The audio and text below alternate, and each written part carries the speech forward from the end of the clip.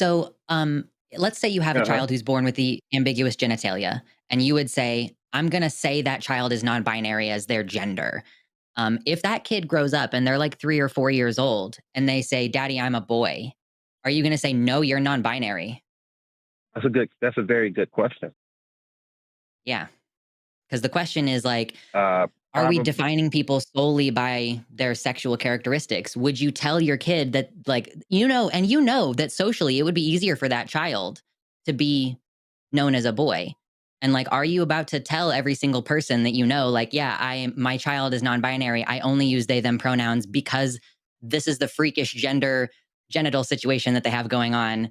Like, I just don't know if you understand the implications of that. And like that is what we're doing with trans kids. Like they're born with a certain genitalia and then we tell them who they are based on that.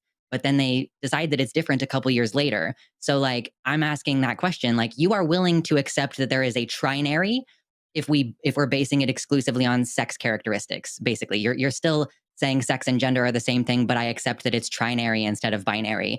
But yeah, like what would you do if you had an intersex kid